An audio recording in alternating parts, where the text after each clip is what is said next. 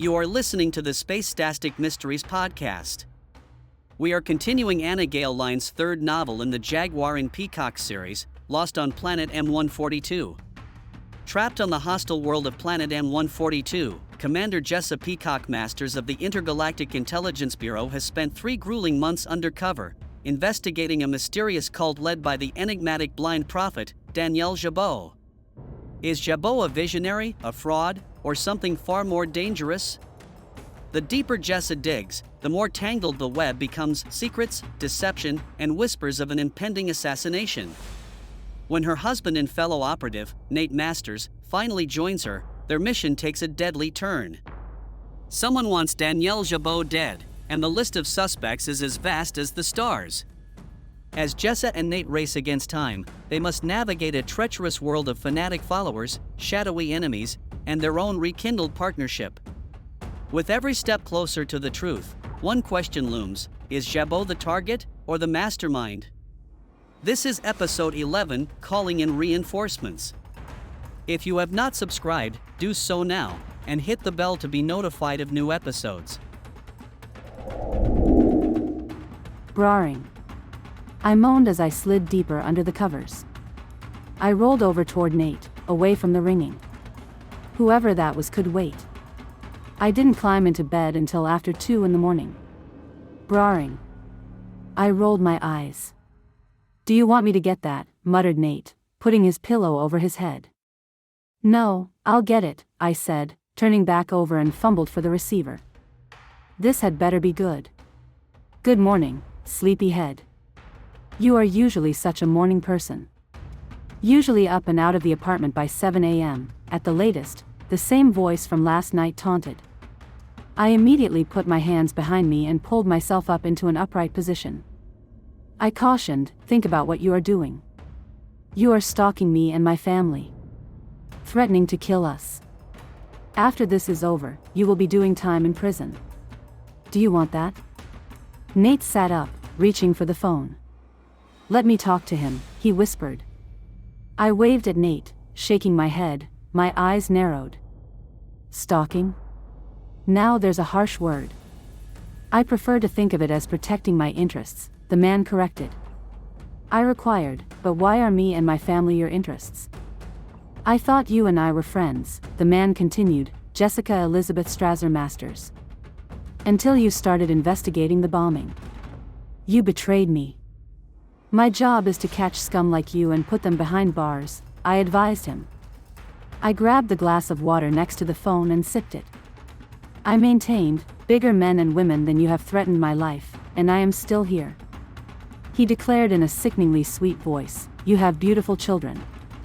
Regina is the spitting image of you, and Jeremy, well, looks a lot like Brooklyn Curzon, that is his mother, isn't it?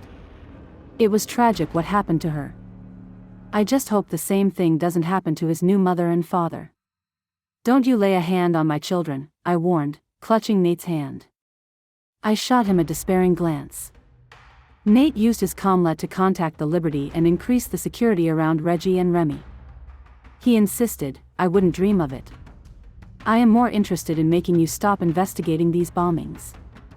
"What is it going to take to do that?" "A cold day in hell, that's what it is going to take," I related as I wrinkled my nose as if I smelled cod gone bad. I persisted, "Go ahead. Come after me, but be warned, you will have one big fight on your hands. I'm an excellent marksperson, and so is Nate and everyone who works for me." "Show yourself, you coward," Nate screamed. "So, the records were right, you did marry Nate." "Jessa, how could you?" "Ben's body wasn't even cold yet," he chided. I didn't give in to him. I threatened, "In the end, it will be us standing and not you. You will not win. I will not allow you to run the streets, terrorizing more people." "We'll see about that," the caller said, slamming down the phone. "We need an answering machine," I remarked as I leaned over to replace the phone on its cradle. "Outside of what he said last night, he is only mentioning things about me that are listed in my records." "Like what?" Nate insisted, chewing on his bottom lip. "Like we are married. I have 2 kids. Ben and Brooklyn Curzon being dead. Do you think he is going to go after the kids?" He said that he is more concerned about getting us to stop the investigation. That ain't happening, a familiar masculine voice uttered. For the first time I realized, 1. Colin was standing in the doorway. His dark hair ruffled. His clothes, the same ones he had on yesterday, were wrinkled. He stretched his arms in the air while a yawn escaped his lips. No, it's not, Nate agreed, squeezing my hand as he looked over at me. Is it? Absolutely not. I want to catch this guy, I replied, swinging my legs around so that my feet touched the floor. I slid my feet into my slippers, walking toward Colin, and concluded, since none of us are going to get back to sleep, I think I'll start breakfast. Later that morning, Nate, Colin, and I sat around the dining room table just as we had the night before. A feast of fresh fruit: watermelon, grapefruit, grapes, strawberries, cantaloupe, bananas, and apples and croissants laid out before us on a large silver tray. He said that he thought I was his friend before I betrayed him, I started, breaking off a piece of my croissant. I questioned, is it a friend from my past? Or someone I met on this planet? What about Take Lewis? Doesn't this Saber March/Take Lewis character consider you his friend? Asked Colin, biting into a watermelon slice. He wiped the juice running down his chin with his napkin. How about Philip Matthews? Added Nate, digging his spoon deep into his grapefruit. Bringing up some of the fruit, he put it to his mouth. How could he eat that thing? I wondered. I cringed even thinking about the taste of grapefruit. Nate, however, ate one for breakfast every morning, rain or shine. I wouldn't describe my relationship with Matthews as friendship, I answered, gazing at the blinds that separated me from the outside world. I imagined all the followers gathering in the compound. The sun shining on them as the trees gently blew in the wind. Men were in those treetops, maybe behind them, watching my every move, I told myself. Goosebumps started to crystallize on my arms. They knew what I was wearing, eating, who I was with. A call came over Colin's comlet, Lieutenant Thompson to Lieutenant Colonel Vincent. A man named Mason wishes to see the colonel. Claims to be her assistant. Colin stared at me, awaiting my command. Disarm him, then let him in, I instructed, pulling off another piece of the croissant, putting it in my mouth. A few minutes later, a guard opened the door, stepping to the side to let Mason in. Then the guard nodded to me, closing the door behind Mason. Boy, Mason remarked, security's tight around here. Mason closed the gap between the table and him in short order. He raked his eyes around the room, almost as if searching for something or someone in particular. Something was odd about Mason's demeanor. Not today, but every day. I just couldn't figure out what. Pushing the thought away, I greeted Mason. What can I do for you, Mason? I feigned a smile, hearing the irritation in my voice. Actually, boss, I want to come clean with you about something, Mason announced, grabbing the top of his forehead and slowly ripping off a mask. I am not who I appear to be, he told me as he removed his short, blonde-haired wig. He shook out his long, dark tresses. Then he threw out his hands and cried, Tada! Before me stood a familiar fair-skinned, dark-haired woman that I had called my confidant for most of my IIB career. I exclaimed, oh my goodness. Bree, is that really you? I jumped up from my chair, standing in front of her. I rested my fist under my chin, holding my arm with my other hand, studying her. I tilted my head from one side to the other. Touching her shoulder, I finally laughed and quipped, Girl, you got some explaining to do. General Graham sent me here a few months ago. My chief assignment was to be here in case you ran into trouble, Bree provided, pulling out the empty chair between Nate and Colin, across from me. She turned it around and straddled it, resting her head on the chair back and solicited, Is this spread for anyone or only family members? Go ahead, eat up, Bree, I bid her as I sat back down, glancing over at Nate and Colin. I queried, You both remember Sabrina Stetson, don't you? Colin reached out and shook her hand and noted, Yes, we met at Nate and your wedding, Jessa. Great to see you again, Bree, Nate commented, nodding in her direction. When you beefed up security after the shooting, Bree piped in, selecting a piece of cantaloupe from the tray, I figured that you knew you were in danger. I thought you could use some more help. I can always use more of that. Especially from people I trust, like, I answered, glancing around the table, the three of you. I could see the faces of my family and friend turning red under my gaze. I prompted, plopping my elbows up on the table, resting my chin on my fists, scrutinizing Bree. So what's the word on the street, Bree? How did I not know Mason was Bree? Maybe my instincts were dulling. I required, is it Saber March who's after me? Or Philip Matthews? Besides me, Bree began, sinking her teeth into the piece of cantaloupe. There are two others who know that you are Jessa Masters, working for the IIB. She wrinkled her brow, grabbing a napkin to wipe her dripping chin. She confessed, Nate and you had a big hand in putting them away. Saber March and Philip Matthews, I concluded, picking up my glass of orange juice. I sipped it. You are half right. Philip Matthews wants you to pay for getting all those women to testify against him, Bree agreed. Waving her cantaloupe slice in the air, she continued, but Saber March, well, he'd like nothing more than to steal you away from Nate and marry you himself. Then who? Demanded Nate, slamming his fist against his palm. Bree turned to him and disclosed, Hawk Pryor. Hawk Pryor, I repeated, choking on the orange juice that I had just sipped. My mouth suddenly felt dry, and my throat constricted. I managed, are you sure? She nodded. What about the kids? I yelled, my eyes darting around the room. My voice sounded almost hysterical. I said with grave deliberation, I have to call Joey and send them back to DC. Reaching across the table, she put her hand over mine. I called Graham last night and apprised him of the situation, she reassured me, tilting her head to the side. She glanced at her watch, then back up at me, voicing, Joey and the kids took a shuttle last night to DC after they talked to you. They checked in with Graham from DC 30 minutes ago. I physically relaxed, leaning back in my chair and muttered, thanks, Bree. Nate and Colin exchanged glances. Their confusion signed all over their face. Who is Hawk Pryor? Nate finally asked.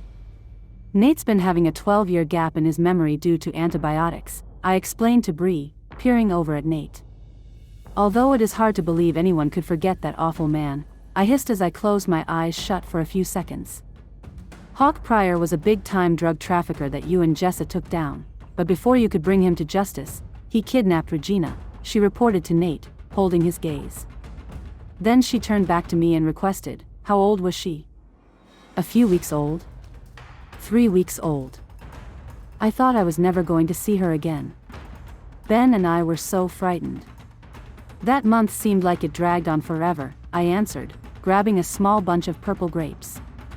I picked one off the stem and popped it in my mouth. Do you think he could be the one making the phone calls? Nate prodded, waiting until I looked his way. When I finally did, he gave me a faint smile. Maybe, I mentioned, not committed to an affirmative or a negative answer. I determined I would have to hear the voice again to know for sure.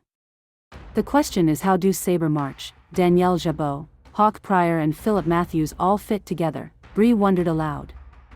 What is the connection? Bree lamented, and which one planted the bombs? The bombers wanted to frame Danielle Jabot, Colin piped in, reaching for another croissant. Where does all that food go? He inhaled food like a vacuum cleaner inhaled dirt, but he remained thin. He pressed, which one had the most to gain from framing Danielle? And why would he go ahead and shoot her? I think we'd have to establish the connection among them before determining motive, Nate noted, making more holes in his grapefruit, looking up periodically.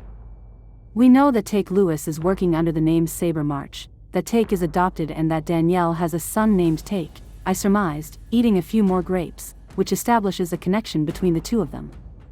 We also know that you and Nate had both Hawk Pryor and Philip Matthews put in prison, establishing a connection there, Bree reminded us, moving toward the kitchen cabinets. She opened them until she found a juice glass. She shut the cabinet door and headed back to the table. She poured herself a glass of orange juice. Since there are 4 of us and 4 suspects, we should each concentrate on one. Dig into the past and see what skeletons we can locate, I instructed, lifting my glass again and taking another sip. Bree, since you are supposed to be Jabot's assistant, I advised her, you can take her. And I'll take Lewis. Witnessing the alarmed look on Nate's face, I muttered, I am not going to go near him, I promise. Nate's facial features softened, gazing Colin's way. Nate stated, that leaves us with the kidnapper and the rapist. Which do you want? Philip Matthews, I guess, Colin decided. Okay, now that each of us has our assignments, after breakfast, I charged, raking my eyes over each one in turn, we will go to work on them. And meet back here for dinner, say, around 6. I surveyed the table, meeting only nods. I rebuked, don't look so grim. I'm making chicken cacciatore. Could we just call for pizza? Bree suggested, wrinkling her nose in disgust.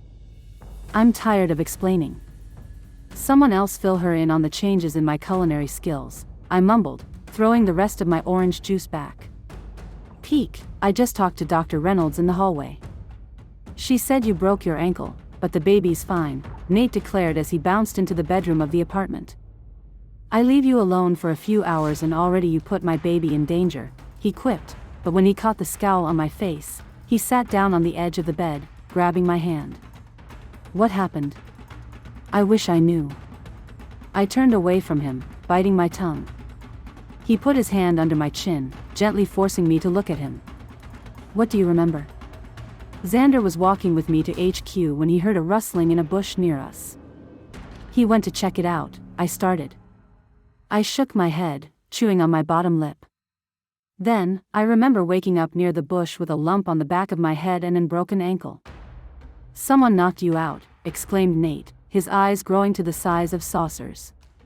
It would appear so, but that's not even the strange part, I replied, studying his face, trying to judge his reaction. I couldn't quite tell. His eyes narrowed. His mouth pursed. His fist bunched. He was probably angry and worried at the same time, I surmised. How did I get a broken ankle? A few minutes of silence, Nate finally uttered, that's what I intend to find out. He clutched my hair, twisting it around his finger. Can you walk? Or should we move dinner in here? I stared at the crutches set up against the closet doors and barked, close to a year of rehab only to be back on crutches again. He moved his hand under my hair to the back of my neck, pushing his fingers through my tresses. He voiced, you know I love you, right? After I nodded, he leaned in and kissed me full on the lips. I don't want anything to happen to you. I don't remember my life without you, he expressed, kissing me again. Frankly, I don't want to remember. If I didn't know better, I'd think you were proposing to me, I responded, pressing my forehead against his. What's this all about? Do I have to have a reason to tell you how I feel? Do you have to have a reason? I returned, twisting my mouth, no, narrowing my eyes and pressing my lips together, but you do have one, don't you? It's scary, how well you read me. He nodded, briefly closing his eyes, and maintained, I've been afraid that I would never recover my memory, that I would never be the man you love. You've remembered something, haven't you? I remember that day we were using the stairs. You almost tripped, and I caught you and kissed you. I remember how you ran away, and I had to force you to tell me that you were in love with me. I threw my arms around his neck. Oh Jag, I am so happy that you are starting to get your memory back. He leaned in closer, kissing me again. Returning his kiss, the kisses multiplied, deepening with each subsequent one. I remember that conversation we had in the mess hall. The one where you told me that you couldn't date me because of my conveyor belt of women. He kissed me again. How I told you that I found faith. Oh Peek, I've never felt about anyone the way I feel about you. I know, I reassured him, smoothing his hair with my hand. I know. And I love you too. So very much. For the first time in days, I felt as if my Jag was finally coming back to me. I felt tears attack my eyes, running down my face. He broke away from my embrace to consider my cheeks. Wiping the tears away with his thumb, he cried, I didn't mean to upset you. You didn't. I'm just happy that you are starting to remember us. I remember our honeymoon and that bed and breakfast. We drove there in the Corvette you gave me for a wedding present. He kissed each of my falling tears, then remarked, I don't remember leaving the room. We didn't. It rained the entire time, so we had to entertain ourselves indoors somehow. We laughed. We sure did that. His face turned serious for a moment and admitted, I wouldn't mind repeating that week sometime. I shot him a wry smile and confirmed, you are definitely returning to normal. You usually can't keep your hands off me. He tickled me in the stomach. He knew full well that I was ticklish in that area. Laughing, I grabbed his arm to steady myself, tickling him in the abdomen. We laughed so hard that we had tears pouring from our eyes and pain erupting in our sides. That's enough, I told him in my irritated colonel voice. I'm sorry. He backed up, a concerned look on his face. He wondered, did we overdo it?